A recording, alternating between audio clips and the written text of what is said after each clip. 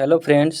जय हिंद। नौहाटा टेक में आपका स्वागत है। देखिए, आज हम लोग देखने वाले हैं प्रतियोगिता दर्पण, जो कि अप्रैल मंथ का है 2024 का।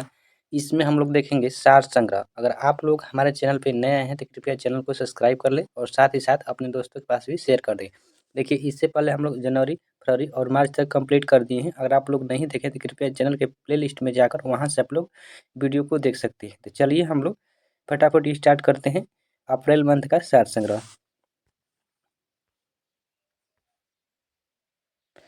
देखिए, यहाँ से स्टार्ट करते हैं भारतीय इतिहास एवं संस्कृति। देखिए, इसमें पहला क्वेश्चन दिया गया है, कह रहा है कि सर्वप्रथम सिक्के पर लेख एवं तिथियों के उत्कीर्ण करने की परंपरा प्रारंभ की गई थी। किसके द्वारा? तो यूनानी शासकों द्वारा। सर्वप्रथम सिक्कों पर लेख एवं तिथियों को उत्कीर्ण करने की परंपरा प्रारंभ की गई थी। किसके द्वारा? यूनानी शासकों द्वारा किया गया था। अगला है कि कनिष्क बौद्ध धर्म की किस शाखा का अनुयायी था, जिसका प्रसार उसने मध्य एशिया एवं सिंदूर पूर्व में किया था। सिंदूर पूर्व में किया था, तो ये हो जाएगा महायान शाखा। कौन हो जाएगा? महायान शाखा। अगला है कि सामयिक दर्शन, सामयिक ज्ञान, सामयिक आचरण किस धर्म के तीर्थरत्न है? इसमें हो जाएगा कौन सा? जैन धर्म। कौन सा हो जाएगा? जैन धर्म। अगला देखिए, क्वेश्चन कह रहा है कि दिल्ली सल्तनत का वह वंश जिसका शासनकाल सबसे अधिक समय तक रहा है, कौन हो जाएगा? तुगलक वंश। कब से कब तक? 1320 से 1414 ईस्वी तक। अगला है कि वह शिलालेख जिसमें सम्राट अशोक ने स्वयं का उल्लेख किया है, कौन सा अभिलेख में? तो ये हो जाएगा शिलालेख मास की शिलालेख। अगला है कि कांचीपुरम के मुक्तेश्वर मंदिर तथा वैकुंठ पेरुमाल मंदिर का निर्माण किसने करवाया था? तो इसमें हो जाएगा नंदीवर्धन द्वितीय ने। नंदीवर्धन द्वितीय ने करवाया था। अगला है कि महाराष्ट्र में स्थित एलोरा एवं एलिफेंटा गुफाओं का निर्माण किन शासकों के शासनकाल में हुआ? ये हो जाएगा कौन सा? तो राष्ट्रकूट शासनकाल में। राष्ट्रकूट शासकों के शासनकाल में, जो कृष्ण प्रथम ने करवाया था। अगला है कि सुल्तान की उपाधि धारण करने वाला प्रथम शासक कौन था? तो महमूद महमूद गजनवी। कौन था? महमूद गजनवी। भारत के राष्ट्र चिन्ह में प्रयुक्त शब्द सत्यमेव जयते किस उपनिषद से लिया गया है? मुंडको उपनिषद से लिया गया है। अगला है कि वह वंश जिसे भारत की संस्कृति में स्वर्ण युग कहा जाता है, किस वंश को? तो गुप्त काल के जो वंश था उसको कहा जाता है। ठीक। अगला देखिए है कि राष्ट्रीय स्वतंत्रता आंदोलन। इसमें क्वेश्चन कर रहा है कि भारतीयों द्वारा साइमन कमीशन का विरोध किया गया था। क्यों? क्योंकि आयोग में कोई भी, जैसे कि भारतीय कमीशन यानी साइमन कमीशन था, उस आयोग में कोई भी भारतीय सदस्य न होने के कारण इसको क्या किया था? विरोध किया गया था। अगला है कि वह नेता जिसे भारत का विस्मार कहा जाता है, किसको? तो सरदार वल्लभ भाई पटेल को कहा जाता है। महात्मा गांधी ने किस आंदोलन के दौरान भूख हड़ताल को सर्वप्रथम सत्याग्रह के रूप में प्रयोग किया? कौन हो जाएगा? तो अहमदाबाद अहमदाबाद आंदोलन के दौरान, जो कि मिल मजदूर हुआ था उस समय। अगला है कि वह वायसराय जिसके शासनकाल में पहला फैक्ट्री अधिनियम पारित किया गया है, किसके समय में? तो लॉर्ड रिपन के द्वारा।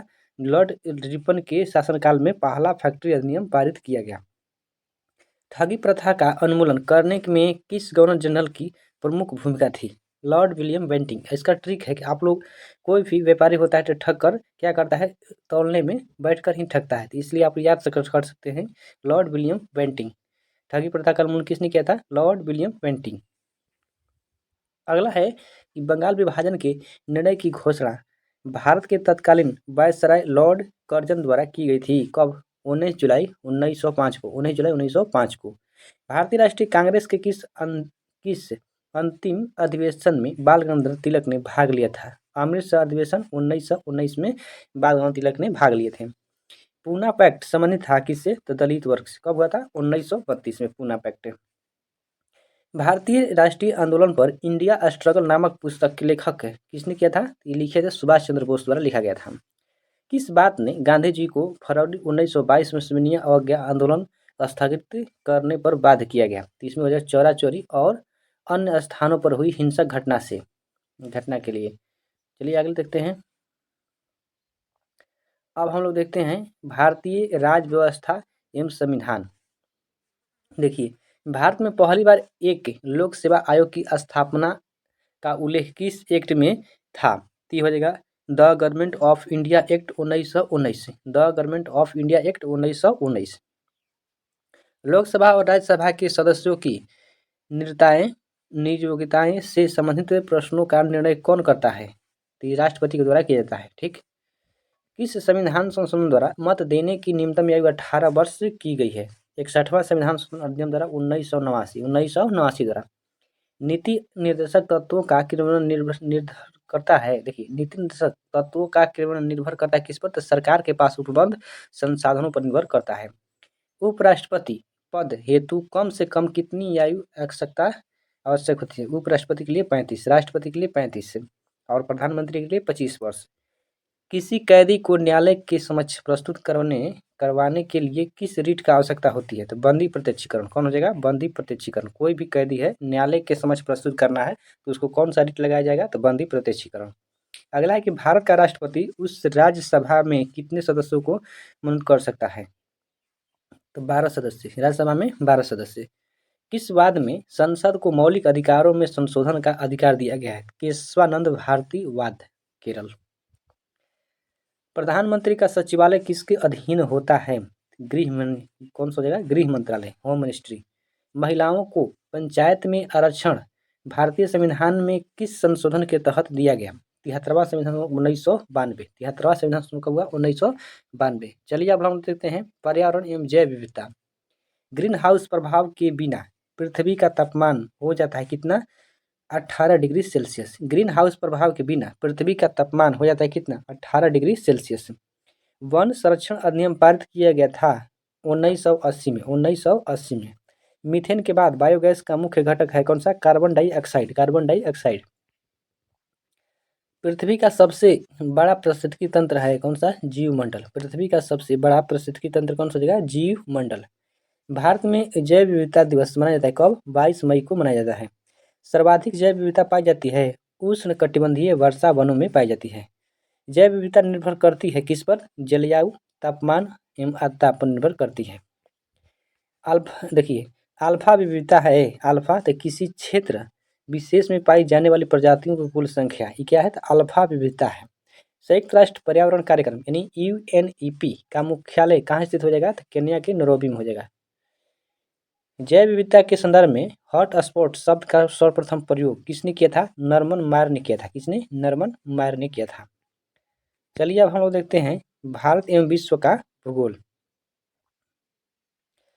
देखिए, इसमें मानचित्र पर वर्षा का वितरण दिखाने के लिए किस रेखा का प्रयोग किया जाता है? आइसो हाइट है। देखिए, वर्षा क्या होता है? तो आइसो हाइट से गिरता है, तो इसलिए दिखाया जाता है आइसो हाइट। अगला है कि 1981 में स्थापित भारतीय वन सर्वेक्षण विभाग का मुख्यालय कहाँ है? तो देहरादून में है। संयुक्त राज्य अमेरिका की सबसे बड़ी स्वर्ण उत्खनन की खान होम स्टॉक किस राज्य में स्थित है? दक्षिण डकोटा में है। दक्षिण डकोटा में है। अगला है कि सिनकोना वृक्ष से मलेरिया की कौन सी दवा बनाई जाती है? कुनैन। कौन सा जगह? कुनैन। पशुओं एवं उनके निवास क्षेत्र के स्थानिक स्वरूप एवं भौगोलिक विशेषताओं का अध्ययन किया जाता है। तो जीव भूगोल के अंतर्गत किया जाता है। सूर्य और पृथ्वी के मध्य अधिकतम दूरी कब होती है? 4 जुलाई का। न्यूनतम दूरी पूछेगा तो 3 जनवरी हो जाएगा, ठीक ना। भारत की सबसे लंबी सुरंग पीर पंजाल सुरंग किस राज्य में है? जम्मू कश्मीर में। कहाँ है? जम्मू कश्मीर में। सर्वप्रथम इंडिया शब्द का प्रयोग भारत के लिए किस भाषा में किया गया है? ग्रीक भाषा। कौन सा हो जाएगा? ग्रीक भाषा। जिप्सम सर्वाधिक मात्रा में भारत के किस राज्य में पाया जाता है? राजस्थान में। कहाँ पाया जाता है? राजस्थान में। विश्व का सबसे ऊंचा जलप्रपात किस देश में है? विश्व का सबसे ऊंचा जलप्रपात किस देश में है? वेनेजुएला, जो कि दक्षिण अफ्रीका में है। अगला है कि भारतीय अर्थव्यवस्था, देखिए, लगातार बढ़ती कीमतों की प्रक्रिया कहलाती है मुद्रास्फीति कहलाती है। लगातार बढ़ती कीमतों की प्रक्रिया क्या कहलाती है? मुद्रास्फीति कहलाती है। भारत में सर्वप्रथम राष्ट्रीय आय का अनुमान लगाने किसने लगाया था? देखिए, भारत में सर्वप्रथम राष्ट्रीय आय का अनुमान किसने लगाया था? तो दादा भाई नौरोजी ने लगाया था। कितने रुपये? तो 20 रुपये अनुमान लगाया था। 1966-67 में लगाया था। ठीक है, याद रखिएगा। भारतीय अर्थव्यवस्था को के प्राथमिक क्षेत्र में क्या आता है? प्राथमिक क्षेत्र में देखिए कृषि आता है। जितना भी जैसे कि कृषि फार्मिंग से हो जाएगा, मछली पालन, मत्स्य पालन, भेड़ पालन, बकरी पालन, ये सब हो जाएगा। भारत में प्रथम निश्चित पूंजी बैंक कौन सा है? भारत में प्रथम निश्चित पूंजी बैंक कौन सा जगह? Bank of Hindustan. इसकी स्थापना कब हो जाए? 1970 में, याद रखिएगा। सहकारी साख संगठन का शुभारंभ कब हुआ? 1904 में। सहकारी साख संगठन का शुभारंभ कब हुआ? 1904 में। वह दर जिस पर कमर्शियल बैंक भारतीय रिजर्व बैंक से रुपए उधार लेता है क्या कहलाता है? रेपो दर। भारत के किस राज्य में शिशु मृत्यु दर सबसे कम है? कहाँ पूछा जाएगा? केरल में। साक्षरता सबसे अधिक कुछ कहाँ पे है? केरल में है। भारतीय अर्थव्यवस्था के उदारीकरण का अग्रदूत किसे माना जाता है? डॉक्टर मनमोहन सिंह को। उदारीकरण यानी एलपीजी, लिबरलाइजेशन, प्राइवेटाइजेशन और ग्लोबलाइजेशन कब शुरुआत हुआ? 1991 में।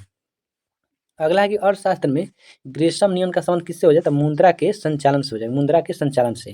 कागजी मुद्रा जारी करने का पूर्ण अधिकार किसके पास होता है? रिजर्व बैंक के पास। किसके पास होता है? रिजर्व बैंक के पास। चलिए अब हम लोग देखते हैं सामान्य विज्ञान एवं तकनीकी। भारत में अंतरिक्ष आयोग तथा अंतरिक्ष विभाग की स्थापना कब किया गया? 1972। परमाणु ऊर्जा विभाग का सृजन कब हुआ? ऊर्जा विभाग, परमाणु ऊर्जा विभाग का सृजन कब हुआ? 1956। भारत का पहला रिमोट सेंसिंग सैटेलाइट कहाँ से जोड़ा गया है? जोड़ा यहाँ पे छोड़ा, कहाँ से छोड़ा गया था? तो देखिए यहाँ पे हो जाएगा बैकानूर से। कहाँ से? बैकानूर से। चलिए आगे देखते हैं हम लोग। देखिए अगला प्रश्न कह रहा है कि श्रीहरिकोटा अंतरिक्ष प्रक्षेपण केंद्र से प्रक्षेपित पहला रॉकेट कौन सा था? तो रोहिणी 125। रोहिणी 125। भारत का प्रथम परमाणु बिजली घर कहाँ प्रारंभ हुआ? तारापुर में। तारापुर कहाँ है? महाराष्ट्र में। भारत का पहला परमाणु रिएक्टर अप्सरा स्थित है कहाँ पे? तो ट्राम्बे। ट्राम्बे महाराष्ट्र में। आयोडीन युक्त नमक का प्रयोग किस बीमारी की रोकथाम के लिए किया जाता है? ऑप्टोग्रंथि के सृजन कम करने के लिए। ऑप्टोग्रंथि के सृजन को कम करने के लिए। अगला है कि मानव शरीर में रक्त का थक्का नहीं बनने का मुख्य कारण क्या है? हिपेरिन की उपस्थिति। हिपेरिन की उपस्थिति। रक्त का थक्का अगर नहीं बनता है तो समझ लेते हैं कि हम लोग हिपेरिन की क्या है? उपस्थिति है उसमें। अगला है कि हेली पुछिला तारा हेली पुछिला तारा प्रति कितने वर्ष बाद दिखाई देता है? 76 बार। और कब दिखाई देगा? 1962 में दिखाई देगा। अगला है कि गैसों का दाब ज्ञात करने वाला यंत्र कहलाता है क्या? मैनोमीटर। क्या कहलाता है? मैनोमीटर। चलिए अब हम देखते हैं जलवायु परिवर्तन एवं आपदा। देखिए भारत में ग्रीष्मकालीन मानसून के प्रवाह की सामान्य दशा है दक्षिण पश्चिम से उत्तर पूर्व। दक्षिण पश्चिम से उत्तर पूर्व। अगला है कि भारत के उत्तरी मैदान में शीत ऋतु में वर्षा होती है पश्चिमी विक्षोभ से। पश्चिमी विक्षोभ से। अगला है कि कोलकाता की अपेक्षा चेन्नई अधिक गर्म है अक्षांश के कारण। अक्षांश के कारण। अगला कह रहा है क्वेश्चन कि यूनिसेफ, देखिए यूनिसेफ जलवायु परिवर्तन एवं पर संयुक्त राष्ट्र फ्रेमवर्क कन्वेंशन की स्थापना कब हुई थी? 21 मार्च 1994 में। यूएनएफसीसी यानी जलवायु परिवर्तन पर संयुक्त राष्ट्र फ्रेमवर्क कन्वेंशन की स्थापना कब हुई थी? 21 मार्च 1994 में। ग्रीन हाउस गैस की संकल्पना की थी किसने? तो जोसेफ फोरियर ने। जोसेफ फोरियर ने। वह देश जहाँ प्राकृतिक आर्सेनिक प्रदूषित जल मिलता है कौन सा? तो बांग्लादेश में। रेड डाटा बुक अर्थात रेड लिस्ट संबंधित संगठन है कौन सा? आईयूसीएन। आईयूसीएन।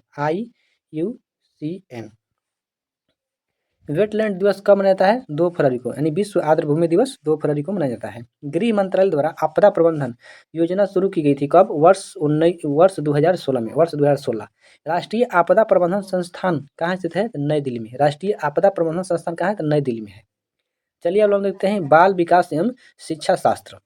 देखिए पियाजे की औपचारिक सक्रियतमक अवस्था किस आयु अवधि तक मानी जाती है? तो 11 से 15। पियाजे की औपचारिक सक्रियतात्मक अवस्था किस आयु या अवधि तक मानी जाती है? 11 से 15 वर्ष तक। मानव जीवन की मनोभौतिक एकता कहलाती है तो मन तथा शरीर का विकास। मन तथा शरीर का विकास।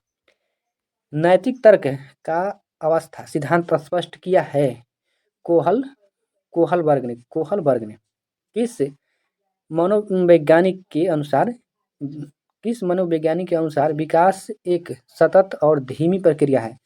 स्किनर कौन सा जगह? स्किनर के। विकास में वृद्धि से तात्पर्य क्या है?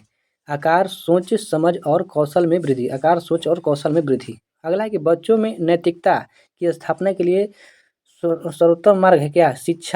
शिक्षा का आदर्श रूप में व्यवहार करना। शिक्षा का आदर्श रूप में व्यवहार करना।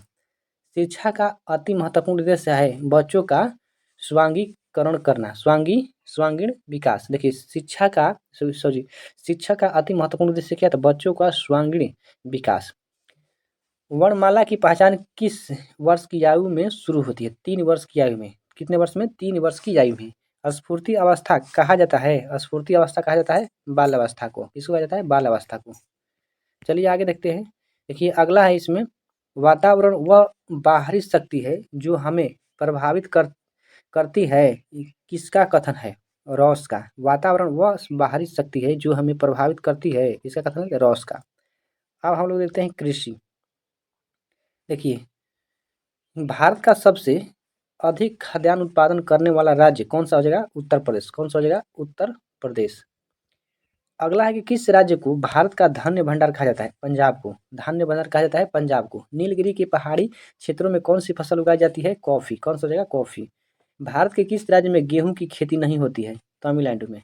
भारत के लंबे रेशे के कपास का आयात मुख्यतः कहाँ से होता है? तो संयुक्त राज्य अमेरिका से। शुष्क भूमि के लिए सबसे अच्छी फसल कौन सी हो जाएगा? तो मूंगफली। नहरों द्वारा देश में कुल सिंचित क्षेत्र का सबसे अधिक भाग है किस राज्य में है? उत्तर प्रदेश में है। किस किस मिट्टी का निर्माण बेसाल्ट चट्टानों के विखंडन से होता है? काली मिट्टी। कौन सा जगह? काली मिट्टी। किस प्रकार की मिट्टी में सबसे कम उर्वरक की आवश्यकता होती है? जलोढ़ मिट्टी में। कौन सा जगह? जलोढ़ मिट्टी। विश्व में सबसे बड़ा रबर उत्पादक कौन सा देश? कौन सा जगह? थाईलैंड। कौन सा जगह? थाईलैंड। अब देखते हैं हम लोग कंप्यूटर ज्ञान। इंटरनेट पर एक डेटाबेस में जहाँ विभिन्न मेजबानों के नाम और पता होते हैं उन्हें डैश कहा जाता है। तो डोमेन नाम प्रणाली कहा जाता है। एक ईमेल जो एक स्रोत से उत्पन्न दिखता है लेकिन वास्तव में दूसरे से भेजा गया है, स्पूफिंग। क्या कहलाती है? स्पूफिंग। IPv6 प्रोटोकॉल आईपी पते को परिभाषित करता है 128 बिट। 128 बिट। किस दृष्टि के अनुसार किसी पर्सनल कंप्यूटर के compact disc read only memory drive का वर्गीकरण किया जाता है? अभिधारण काल। डिस्क पर भंडारित हेतु किसी डाटा फाइल का आकार छोटा करने के लिए उसके संसाधन को क्या कहा जाता है? न्यूनीकरण। क्या कहा जाता है? न्यूनीकरण। कंप्यूटर में आईसी का अर्थ क्या होता है? इंटीग्रेटेड सर्किट यानी एकीकृत आवेश। कंप्यूटर के लिए आईसी चिप आमतौर पर किस तत्व के बनाए जाते हैं? सिलिकॉन। कौन सा हो जाएगा? सिलिकॉन। किसी डिस्प्ले डिवाइस पर विजुअल आउटपुट उत्पन्न करने के लिए कौन सा कंप्यूटर भाग जिम्मेदार है? तो जीपीयू। वह कंप्यूटर जो एनालॉग और डिजिटल दोनों प्रकार के डेटा को प्रोसेस करते हैं, हाइब्रिड कंप्यूटर। कौन हो जाएगा? Hybrid computer. एक कंप्यूटर में दो प्रोसेस लगने की प्रक्रिया को क्या कहते हैं? Parallel processing. क्या कहते हैं? Parallel processing. चलिए अगला देखते हैं हम लोग खेल कूद। देखिए, सुल्तान अल्जान शाह कप किससे हो जाएगा? हॉकी से हो जाएगा। ओलंपिक चिन्ह का अर्थ क्या है? निरंतरता। क्या हो जाएगा? निरंतरता। विश्व खेल पत्रकार दिवस कब मनाया जाता है? 2 जुलाई का। विश्व खेल पत्रकार दिवस कब मनाया जाता है? 2 जुलाई को मनाया जाता है। अगला देखिए 114 नंबर में है, प्रश्न कर रहा है कि भारत में पोलो खेल का प्रचलन किसने प्रारंभ किया था? तुर्कों ने। किसने किया? तुर्कों ने। अर्जुन पुरस्कार प्रारंभ हुआ था कब? 1961 में। शतरंज का जन्मदाता किस देश को कहा जाता है? भारत को। गांगुली किस खेल से संबंधित हो जाएगा? गांगुली शब्द तय हो जाएगा क्रिकेट से। द्रविड़ पुरस्कार की शुरुआत कब हुआ था? द्रविड़ पुरस्कार तय हो जाएगा 1985 में हो जाएगा। अगला है कि भारत में फेडरेशन कप किस खेल से संबंधित हो जाएगा? फुटबॉल। भारत में सबसे बड़ा इंडोर स्टेडियम कौन सा हो जाएगा? तो इंदिरा गांधी स्टेडियम। कहाँ हो जाएगा? दिल्ली में। भारत का सबसे बड़ा इंडोर स्टेडियम कौन सा हो जाएगा? इंदिरा गांधी स्टेडियम, दिल्ली में। चलिए अब देखते हैं हम लोग विविध। बनारस हिंदू विश्वविद्यालय के संस्थापक कौन थे? मदन मोहन मालवीय ने किया था। किसने किया? मदन मोहन मालवीय ने। वह मुस्लिम शासक जिसके सिक्कों पर देवी लक्ष्मी की आकृति बनी है, कौन सा जगह? मोहम्मद गौरी। भाषा के आधार पर प्रथम राज्य कौन था? आंध्र प्रदेश। सप्त समुद्र पर आधारित राष्ट्रीय पंचांग प्रथम मास कौन सा हो जाएगा? चैत्र। कौन सा हो जाएगा? चैत्र। विश्व में सर्वाधिक जनसंख्या वाला देश कौन सा हो जाएगा? टोक्यो। कौन सा हो जाएगा? टोक्यो, जो कि जापान का राजधानी है। किस कंपनी ने भारत में सर्वप्रथम रेल सेवा प्रारंभ की थी? ग्रेट इंडियन पेनिनसुलर रेलवे ने। किस कंपनी ने भारत में सर्वप्रथम रेल सेवा प्रारंभ किया था? ग्रेट इंडियन पेनिनसुलर रेलवे ने। ताजमहल का डिजाइन किसने तैयार किया था? उस्ताद ईसा। कौन से देश की स्थल सीमा सर्वाधिक देशों के साथ लगती है? ये हो जाएगा चीन। अंतर्राष्ट्रीय ओलंपिक समिति का मुख्यालय कहाँ स्थित हो जाएगा? स्विट्जरलैंड में। कहाँ हो जाएगा? स्विट्जरलैंड में। शरीर में सबसे बड़ी अंतःस्रावी ग्रंथि कौन सी होती है? तो थायराइड। कौन सा हो जाएगा? थायराइड। देखिए आप लोग का ये यहाँ पे प्रतियोगिता दर्पण का 130 प्रश्न आप लोग का समाप्त हो गया। अगर आप लोग का इसका पीडीएफ लेना चाहते हैं तो आप लोग का पीडीएफ मिल जाएगा। हमारे टेलीग्राम चैनल है नौहट्टा टेक ऑफिशियल, सर्च करके भी जुड़ सकते हैं, अन्यथा आप लोग को वीडियो के डिस्क्रिप्शन बॉक्स में लिंक मिल जाएगा, वहाँ से आप लोग भी इसका ज्वाइन करके ले सकते हैं। तो चलिए मिलते हैं नेक्स्ट वीडियो में, तब तक इतना ही। जय हिंद।